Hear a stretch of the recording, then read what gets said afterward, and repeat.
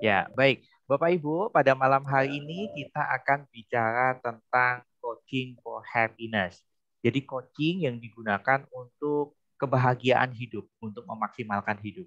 Tapi untuk sampai pada coaching for happiness, nanti kita akan melewati beberapa part atau bagian. Dan malam hari ini kita akan masuk di part pertama atau membahas tentang coaching dulu.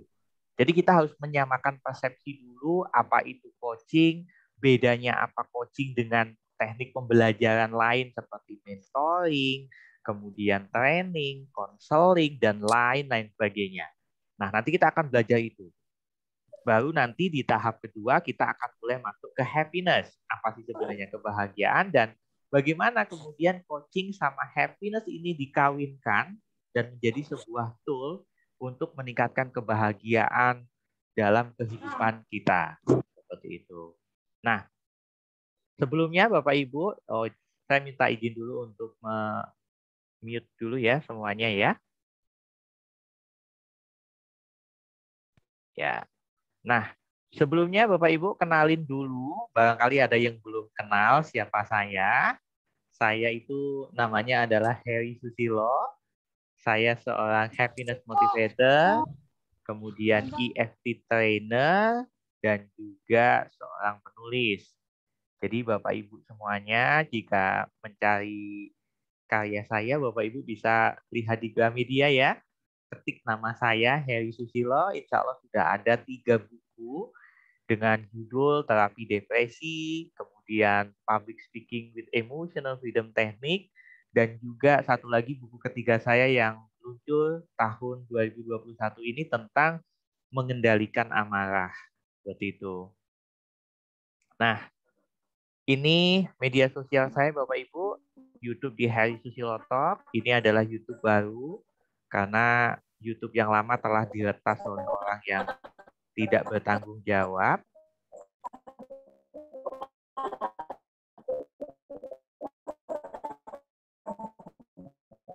Dan ini YouTube baru ya Bapak Ibu ya. Dan ini adalah Instagram saya di herisusilo.official.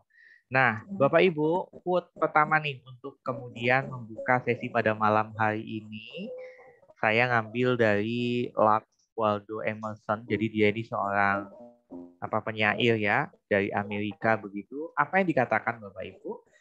Kita harus berarti untuk diri kita sendiri dulu sebelum kita menjadi orang yang berharga bagi orang lain. Kenapa seperti ini Bapak Ibu? Karena seringkali kita itu untuk diri kita saja kurang berharga Bapak Ibu. Ya. Makanya saya mengajak Bapak Ibu barangkali nanti dengan teknik coaching ini Anda bisa meningkatkan keberartian dalam diri Anda. Justru itu yang justru paling penting Bapak Ibu. Ya. Kalau kita berharga bagi orang lain, ya orang lain yang akan merasakan. Tapi sebelum kita berharga bagi orang lain, alangkah lebih baiknya ketika kita berharga untuk diri kita terlebih dahulu.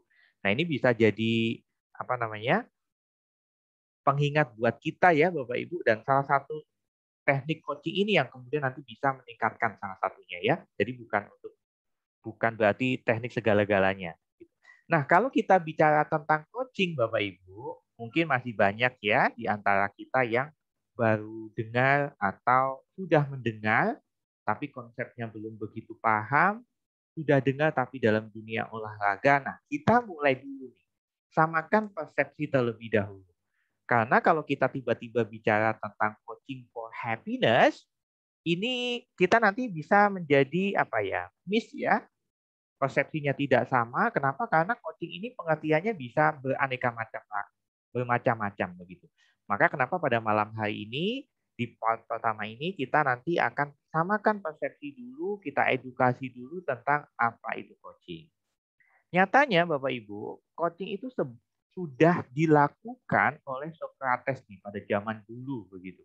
Jadi Socrates ini menggunakan teknik coaching ini kepada para murid-muridnya. Begitu. Memang pada saat itu belum dinamakan coaching Bapak Ibu. Dia baru kemudian mempraktekkan tapi belum ada namanya coaching itu belum ya. Jadi dia dengan menggunakan kalimat, bukan kalimat ya, pertanyaan-pertanyaan yang memberdayakan ya kepada para murid-muridnya. Begitu. Nah, baru kemudian di tahun 9 di abad 19 ya begitu diperkenalkan nih oleh Timothy ya. Dia menulis buku yang berjudul The Inner Game of Tennis. Maka kenapa coaching itu banyak orang mengenalnya justru malah di kalangan olahraga. Kenapa? Karena seringkali kita mengatakan pelatih ya. Pelatih, pelatih, pelatih. Nah, pelatih seringkali kita kaitkan dengan olahraga. Kenapa? Karena pada waktu itu si Timothy ini mulai menyadari bahwa dalam dunia olahraga itu perlu yang namanya sebuah apa ya, seperti peningkatan power di dalam diri. Jadi makanya kenapa judulnya itu disebut inner game. Jadi memaksimalkan potensi itu dari diri dengan apa? Dengan men-setting pikirannya, dengan men-setting keyakinannya, mengubah keyakinannya menjadi lebih yakin lagi akan menjadi pemenang. Begitu. Dan kita sudah banyak melihat Bapak Ibu video-video yang menunjukkan tentang bagaimana orang-orang yang dia berlatih, kemudian menggunakan teknik visualisasi, didukung dengan coach-coachnya, pelatih-pelatihnya, begitu. Akhirnya dia mampu menjadi juara, begitu. Nah, kemudian oleh Thomas Leonard ini, itu kemudian dia membuat sebuah asosiasi, Bapak Ibu ya.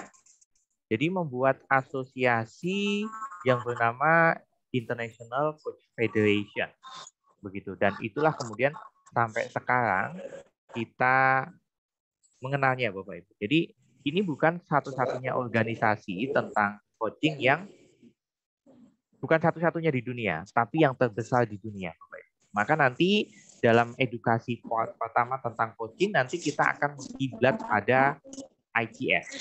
Seperti itu ya.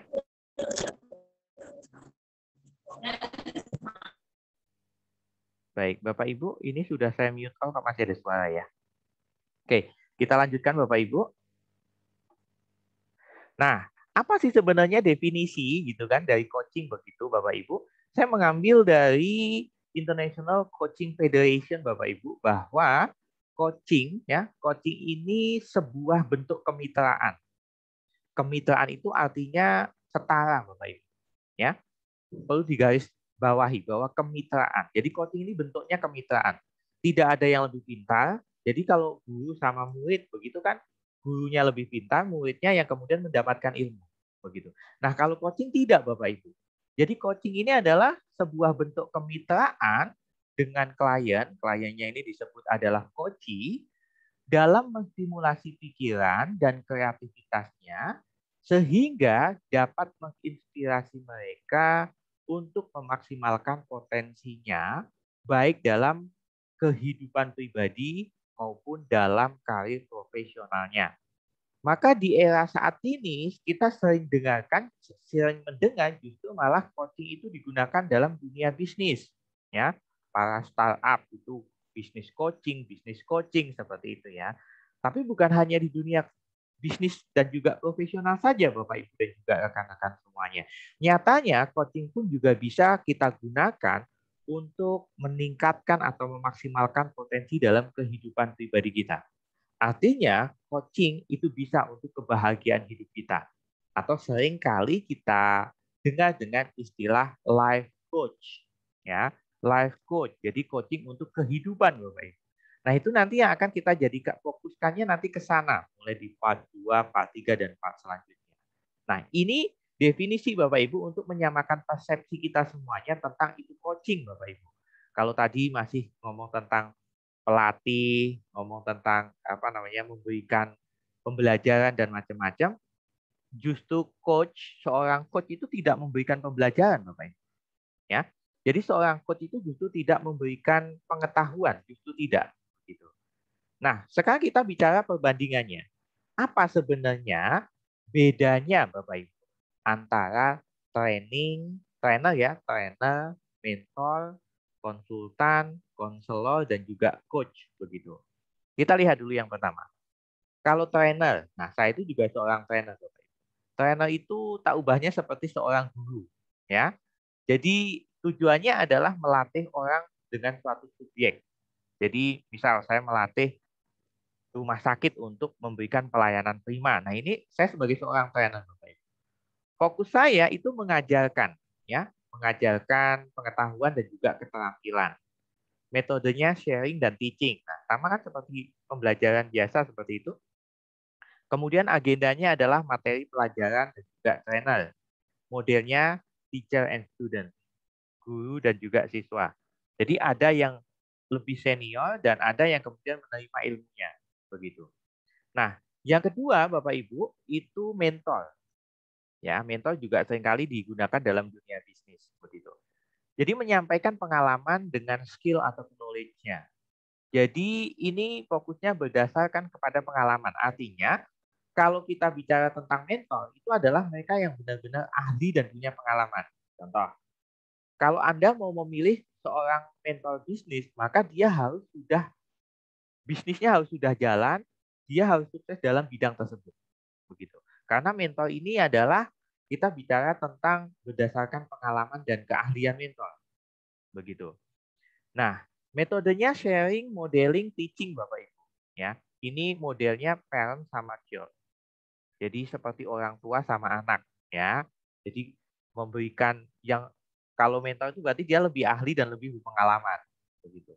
Konsultan ini beda lagi Bapak Ibu. Jadi memberikan solusi dan saran. Kalau konsultan seperti itu ya. Fokusnya menyelesaikan masalah. Modelnya seperti apa? Dokter pasien Bapak Ibu. Ya. Sekarang konselor. Saya juga seorang konselor Bapak Ibu. Ya. Konselor ini membantu mengatasi problema emosi di masa lalu. Jadi kaitannya dengan isu-isu di masa lalu, metode yang dipakai adalah terapi dan set agendanya adalah konselor. Nah, modelnya adalah terapis dan juga klien. Begitu. Ini kalau konselor. Maka bagi Bapak Ibu yang memiliki luka batin, maka teknik konseling yang tepat. Begitu. Nah, bagaimana dengan coaching Bapak Ibu? Nah, ini menarik ya. Kalau coaching ini adalah mendukung untuk mencapai goal. Tujuannya itu. Jadi fokusnya adalah ke masa depan. Ingat, coaching ini fokusnya ke masa depan dan coaching ini pendekatannya adalah psikologi positif.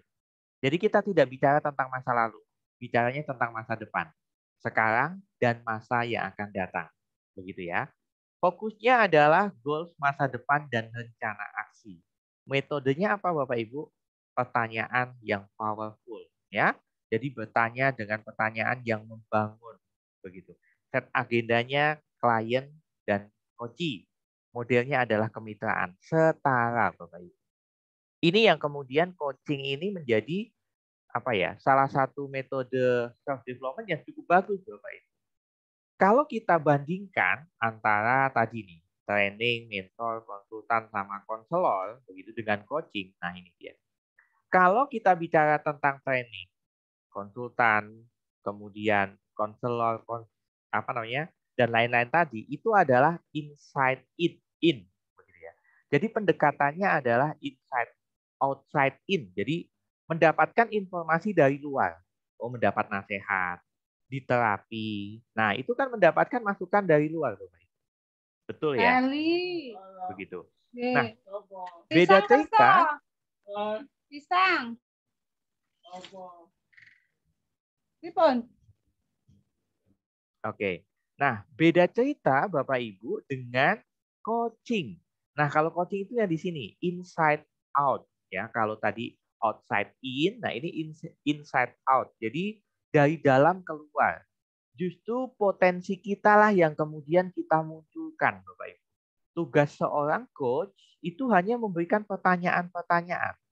Adapun solusi, kemudian rencana aksi, potensi-potensi apapun itu semua dimunculkan dari diri coachee.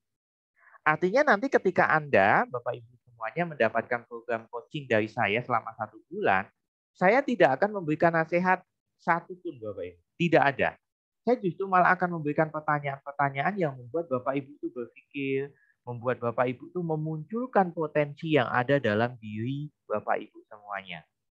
Nah, ini menjadi penting Bapak Ibu karena gambarannya seperti filosofi telur ayam. Kita lihat Bapak Ibu. Menurut Anda, Ini sama-sama telur ya Bapak Ibu ya. Ini telur dipecah dari luar ya. Dipecah dari luar dan jadinya ya hanya telur ceplok Bapak Ibu. Tapi coba bandingkan dengan telur yang dipecah dari dalam. Yang dipecah oleh paruh ayam dari dalam, dia ketuk-ketuk dengan paruhnya secara pelan-pelan dan juga bertahap yang akhirnya kemudian pecah dan dia bisa keluar, dia bisa tumbuh, berkembang sampai kemudian menjadi ayam yang begitu sangat banyak. Apa bedanya Bapak Ibu? Padahal sama-sama dipecah telurnya. Nah, ketika telur itu dipecah dari dalam Bapak Ibu, dengan potensi yang ada dari dalam diri, maka disitulah kemudian potensi dan juga perkembangan itu menjadi jauh lebih cepat. Karena nyatanya Bapak Ibu, saya sudah cukup lama ya, lebih dari 5 tahun menjadi seorang konselor. Sebenarnya klien-klien saya itu sudah tahu solusinya, ya, sudah tahu solusi yang kemudian akan dia ambil, tapi karena dia tidak yakin saja, begitu. Dan saya menguatkan, begitu. Tapi dengan kemudian nanti kita bicara tentang coaching, Bapak Ibu, maka Anda yang kemudian akan memunculkan itu. Seperti itu. Nanti Bapak Ibu yang mendapatkan program coaching selama 1 bulan akan merasakan bagaimana kemudian teknik coaching ini itu benar-benar memberdayakan diri kita. Seperti itu. Nah, kalau kita bicara tentang training dan lain-lain selain coaching itu bicara tentang bintangnya adalah saya. Saya seorang motivator. Tentu bintangnya saya, Bapak Ibu. Peserta saya hanya akan mendengarkan, hanya akan mendapatkan pencerahan dari saya, begitu. Tapi coba bandingkan dengan coaching, Bapak Ibu. Kalau teknik coaching yang menjadi bintang itu justru coachingnya, Bapak Ibu. Yang jadi bintang adalah Bapak Ibu semuanya. Ketika nanti Bapak Ibu mengikuti program coaching gratis dari saya selama 1 bulan, bintangnya adalah Bapak Ibu semuanya, bukan saya. Begitu. Kalau bintangnya saya akan banyak bicara seperti saat ini karena ini saya memberikan seperti training Bapak Ibu ya. Memberikan training tentang coaching begitu kan. Nah, bintangnya adalah Anda. Yang perlu digarisbawahi adalah bintangnya adalah Anda. Jadi Andalah yang nanti akan dibangkitkan semangat. Yang membangkitkan semangat ya diri Anda. Yang memunculkan solusi ya diri Anda. Karena sejatinya Allah sudah menciptakan diri kita dengan kondisi yang sangat luar biasa dan ya kondisi sempurna mungkin. Dan di situ sebenarnya kita sudah dibekali bagaimana kemampuan untuk problem solving. Tinggal diasah saja, Bapak Ibu. Nah, dampaknya Bapak Ibu, ini dampak dari data yang diluncurkan oleh IGF ya Bapak Ibu. Ternyata ketika sebuah perusahaan dia hanya melakukan training saja, tingkat produktivitasnya meningkatnya hanya kurang lebih di angka 23%. Namun ketika kemudian dikombin Bapak Ibu antara training plus coaching, maka produktivitinya meningkat menjadi 88%. Artinya ketika kemudian kita mengkombinasikan teknik lain, ya metode pembelajaran lain dengan coaching, maka dampaknya semakin meningkat. Dan ini yang saya lakukan Bapak Ibu. Saya kombinasikan antara konseling dengan coaching. Saya menyadari kadang-kadang orang itu belum mampu memaksimalkan potensi dalam dirinya karena masih terganjal masalah di masa lalunya.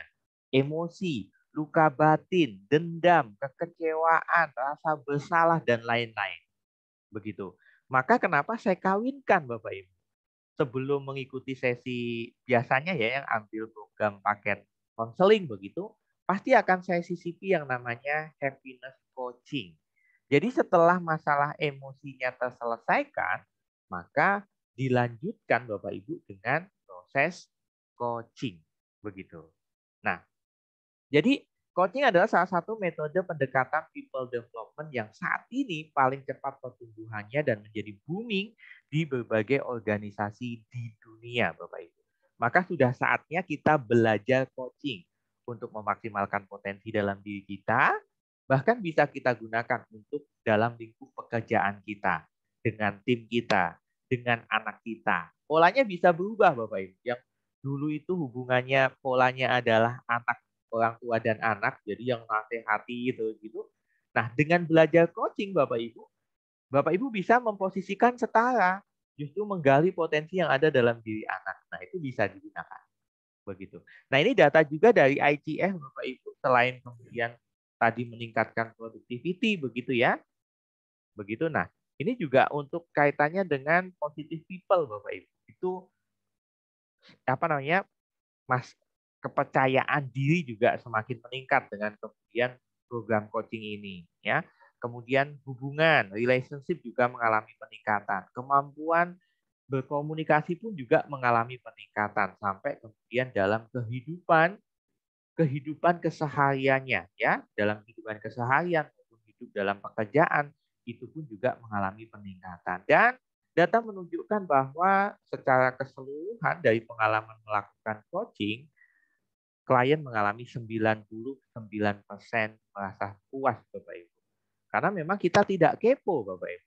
Kita tidak kepo terhadap masalah-masalahnya, tapi kita lebih berfokus untuk memaksimalkan potensi dalam diri dan menyelesaikan masalah. Jadi fokusnya pada solusi dan bukan pada masalah. Begitu. Nah, apa sebenarnya benefitnya Bapak Ibu? Nanti kita habis ini kita sharing saja supaya nanti sesinya jauh lebih hidup begitu ya di part pertama untuk menyamakan persepsi itu.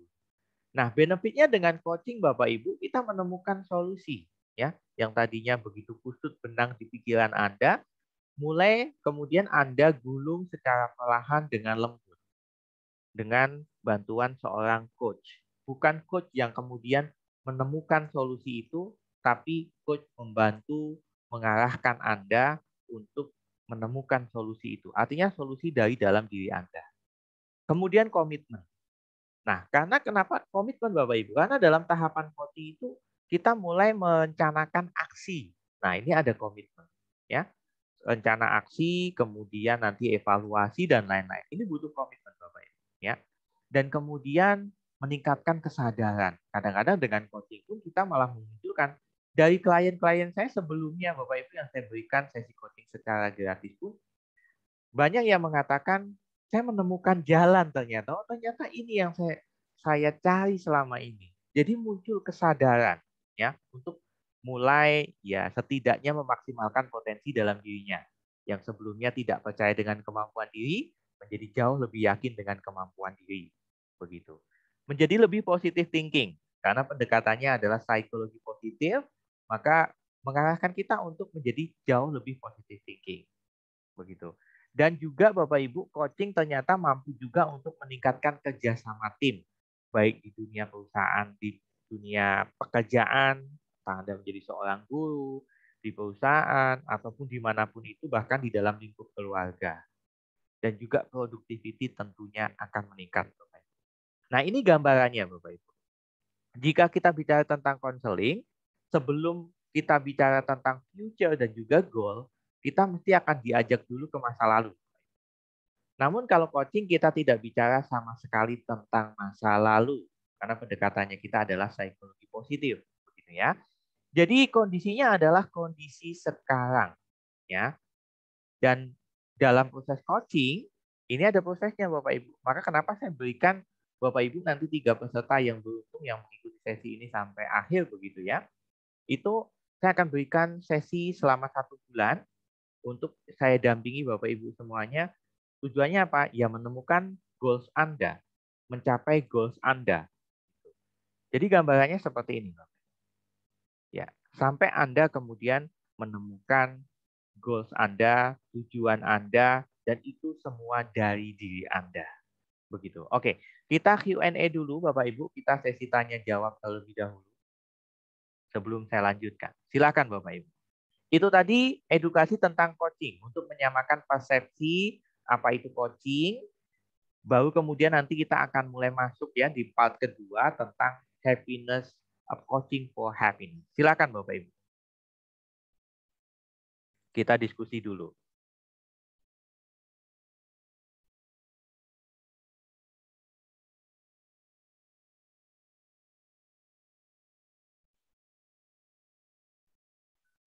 Boleh juga di chat atau boleh juga open mic.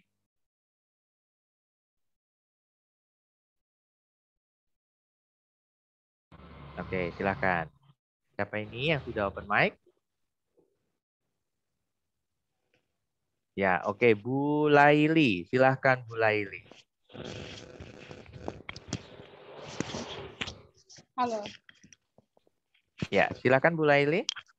Ya, saya nggak hidupin video saya ya, Kak. Ya, baik. Tidak apa-apa, Ibu. Gini Kak Erik, kalau tadi kan yang saya tangkap pas coaching itu kan kita bicara masa kini dan masa depan. Betul. Gitu kan? Jadi kita tidak bicara masa lalu.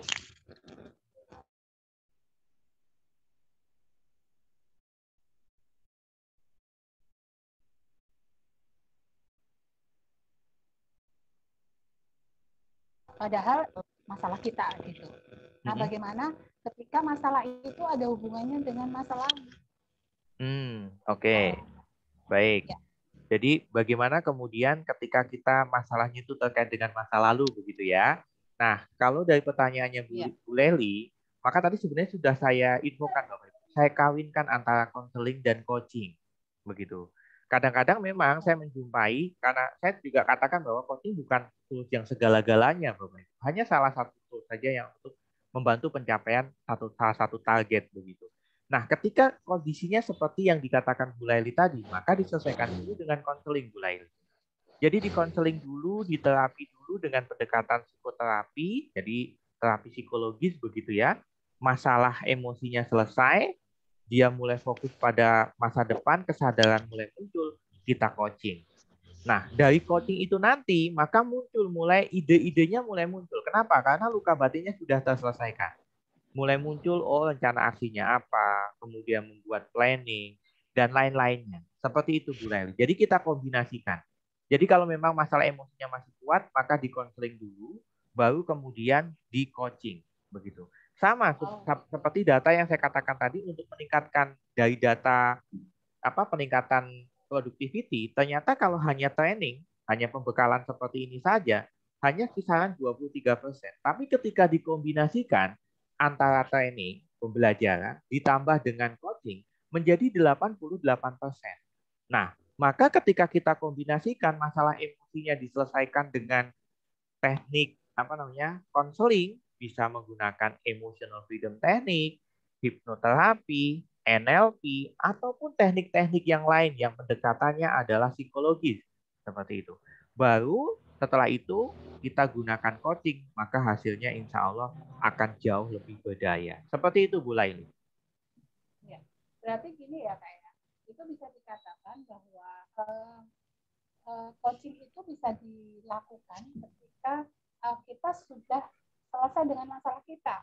Dengan masalah kita maksudnya masa lalu yang tadi menjadi masalah gitu ya. Jadi coaching itu bisa dilakukan ketika kita sudah tidak ada lagi masalah dengan masa lalu kita dalam diri kita begitu ya. Karena kan coaching kita sebenarnya bisa untuk menyelesaikan masalah, tapi masalah yang ada hubungannya dengan masa kini dan masa depan. Sementara masa lalu itu tidak dikaitkan dengan coaching tadi, gitu ya. Bisa dikatakan begitu ya. Oke, baik. Sebenarnya tidak harus Ibu. Jadi tidak harus. Jadi kalau coaching pun tidak harus kemudian kita menyelesaikan masalah emosi kita. Seperti itu. Jadi seringkali justru malah ya nggak apa-apa gitu. Masa lalu ya dia akan tetap punya masalah dengan masa lalunya. Tapi dengan masa sekarang dan masa depan dia bisa selesaikan dengan coaching. Begitu. Dengan syarat emosinya tidak mengganggu. Begitu. Dengan syarat masalah emosinya tidak mengganggu. Tapi kalau masalah emosinya itu sangat mengganggu sekali, dia tidak bisa fokus, kemudian dia sering kepikiran, tubuhnya lemas, sering pusing, dan macam-macam. Ini artinya emosinya sudah menjadi psikosomatis, sudah menjadi masalah dalam hidupnya. Maka itu harus diselesaikan dulu. Begitu. Karena kalau tidak diselesaikan, itu akan menjadi masalah baru. Begitu loh. Dan coachingnya nanti, proses coachingnya menjadi tidak maksimal. Bisa berjalan, tapi tidak maksimal. Seperti itu, Bu. Jadi tidak selalu harus diselesaikan dulu masalah emosinya. Selama itu tidak mengganggu, ya tidak mengganggu, bisa dilanjutkan saja. Seperti itu. Karena nyatanya dalam dunia coaching bisnis itu seringkali tidak menyentuh masalah masa lalu. Masalah emosi masa lalu itu tidak disentuh. Fokusnya sekarang dan juga masa depan. Seperti itu, Bu Laili. Ya, Berarti batasannya asal tidak mengganggu, itu bisa kita lakukan coaching gitu ya. Betul. Begitu. Ya. Baik, terima kasih Bu Laili. Nah, sekarang yang raise hand Bu Wiwi. Silakan Bu Wiwi. Ya, selamat malam Pak Heri dan Selamat teman-teman semua. malam. Saya mau mengulang yang tadi sudah disampaikan oleh Mas Heri. Katanya dengan coaching itu bisa apa ya namanya memperbaiki masalah-masalah yang terjadi. Apa sih kayak memberikan solusi gitu ya untuk masalah-masalah kita yang terjadi. Nah itu baiknya memang kalau misalnya kita lagi sesi coaching itu harus jujur ya, Mas Heri. Maksudnya biar pas gitu. Yang dikonsultasikan gitu. Kadang kan kita suka sungkan ya, misalnya gini, saya pengen jujur ke sini nanti coachnya ngerti nggak ya yang saya sampaikan gitu. Gitu pas nggak ya selama ini yang saya udah lakukan ini udah pas atau memang harus ada diperbaiki atau memang sayanya salah jadi harus diperbaiki gitu loh, Mas Heri. Itu aja sih. Nah, betul Bu Wiwi. Jadi memang dalam sesi coaching itu harus jujur. Makanya kenapa nanti yang mendapatkan program konseling, bukan konseling, coaching selama 1 bulan, nanti sebelum proses coaching itu dimulai, nanti akan ada perjanjian dulu yang ditandatangani. Jadi perjanjian yang mengatur tentang apa namanya kejujuran, kemudian jaga kerahasiaan dan lain-lain begitu. Jadi supaya apa? Perjanjian itu untuk mengikat dan juga untuk menjadi batasan kita bahwa saya nih sebagai seorang coach itu tidak punya hak sedikit pun untuk menyebarkan informasi dari coaching begitu. Sehingga coaching merasa yakin saya mengeluarkan ini, saya ungkapkan rahasia saya ini benar-benar aman.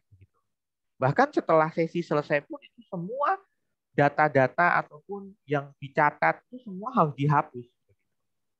Termasuk yang direkam itu harus dihapus semuanya. Tujuannya apa? Ya untuk menjaga privasi klien. Karena kalau tidak jujur semuanya lah dalam tahapan konseling itu ketika tidak jujur maka hasilnya juga tidak maksimal. Termasuk dalam sesi coaching seperti itu. Jadi kejujuran itu menjadi sesuatu hal yang cukup penting dan itu nanti akan diikat dalam perjanjian. Seperti itu. Berarti kalau kayak seperti apa sih kayak psikiater gitu, kayak apa sih konsultan gitu memang mereka menerapkan cara seperti itu ya, Mas Heri? Iya, betul. Jadi memang menerapkan cara seperti itu. Bagaimana kita bisa tahu dari hasil konseling itu ada efektifnya dengan kehidupan kita dari mana itu, Coach? Nah, kita bicaranya coaching atau konseling, Bu? Konseling dulu deh. Oke, konseling ya. Kalau ini kita bicara tentang efektivitasnya ya untuk diri kita. Ya tentunya ada perubahan kesadaran. Jadi kesadaran semakin meningkat. Yang tadinya nih, kalau kita melihat masa lalu kita, kan kita tidak bisa mengubah masa lalu. Misal, kita dilahirkan dari keluarga apa, kemudian kita dilahirkan dari keluarga kaya atau miskin, kemudian atau kita berpendidikan seperti apa, bekerja di mana, dan dulu dilukai oleh siapa, itu kan kita tidak bisa memilih begitu. Nah, kita memang tidak bisa merubah itu. Tapi dengan sesi konseling, maka akan berubahlah kesadarannya. Oh, ternyata saya harus mulai memaafkan apapun yang terjadi di masa lalu saya. Hati mulai lega, pikiran mulai tenang. Fisik pun itu mulai kemudian sakit-sakitnya mulai menurun kalau yang sudah psikosomatis. Seperti itu. Nah, itu yang dirasakan. Ya, itu untuk konseling ya, Bu ya. Konseling kan lebih seperti itu, lebih ke feeling, rasa, kemudian pikiran kita. Ya, itu yang merasakan adalah sang klien sendiri. Tapi kalau coaching, nah ini sedikit berbeda. Kalau tadi lebih ke perasaan, nah ini lebih ke seperti apa ya? Kayak produktivitasnya meningkat gitu. Komitmennya semakin meningkat. Ya, mindsetnya bisa semakin meningkat. Pola pikirnya semakin bagus dan semakin fokus ke masa depan begitu. Dan apa namanya dia mulai merencanakan aksi ya jadi saya harus ini harus itu mulai seminggu ke depan saya harus melakukan ini begitu apa perubahan yang dirasakan yang mulai manajemen waktunya ada komitmennya ada kesadaran untuk merubah dirinya ada apa produktivitasnya semakin meningkat karena dia mulai menyadari ternyata selama ini saya suka membuang-buang waktu dengan scroll nggak penting handphone misalkan ya, Instagram ataupun Facebook, nonton spoiler yang nggak penting sebenarnya, hanya buang-buang waktu. Itu kan yang paling sering Iya. masyarakat sekarang dengan buka Facebook suka lihat video kan, video spoiler, daripada nonton 2 jam, Bahan. nonton 10 menit selesai gitu kan. Nyatanya itu Iya. buang-buang waktu begitu. Dengan sesi coaching, dia akan merasakan, oh ini nggak penting, maka aku delete, cukup seminggu sekali. Nah, perubahan dirasakan begitu. Dan waktu yang tadinya untuk scroll dan juga lihat spoiler, dia gunakan untuk aktivitas yang lebih produktif. Misal, dia mulai menulis. Oh, ternyata kenangan masa lalunya dia itu punya potensi jadi novel. Oke, dia tulis tuh, gitu. Ataupun hal yang lain, seperti itu. Berarti kalau kayak punya kegiatan kalau untuk konseling itu lebih kepada rasa, memperbaiki rasa. Kalau untuk yang coaching itu kayak seperti merubah mindset dan perilaku kita ya, Mas Yes, Heri. betul. Betul, Ibu. Oh, ya. Ada lagi, Bu Udah Iwi? mulai bisa menemukan Nah, perbedaannya. Udah, itu aja dulu. Ya. ya oke. Makasih, Mas Heri. Sama-sama Bu Iwi. Makanya kenapa saya di sesi pertama ini itu perlu menyamakan persepsi dulu. Sebelum nanti kita bicara tentang coaching for happiness, ya, atau life coaching lah, seperti itu. Ini ada satu pertanyaan dari Mbak Rizky Putri. Coach mau tanya, apa ketakutan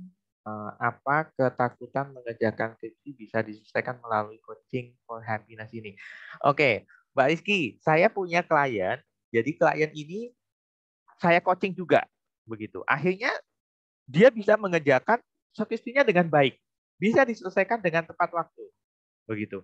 Kenapa? Karena dia bisa melihat, oh selama ini saya itu sering tidak memaksimalkan potensi, saya sering takut, gitu kan. Mau nulis saja sudah takut, nanti takut salah, begitu. Nah dengan coaching dia mulai, ya, karena dia sudah mulai memikirkan, oh rencanaku nanti seperti ini, target waktuku seperti ini, kelemahanku apa, potensiku apa yang harus aku antisipasi supaya nanti rencanaku tidak gagal dan lain-lain.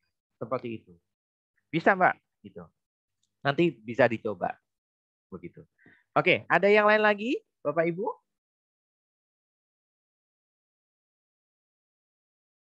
Silahkan. Kita belajar dulu. Bu Neneng? Ya, Mas. Oke, silahkan Bu Neneng. Jadi artinya ya, Mas, kalau coaching ini hasil evaluasi di masa lalu, terus kita mapping ke depan itu kita map kemudian ke depannya artinya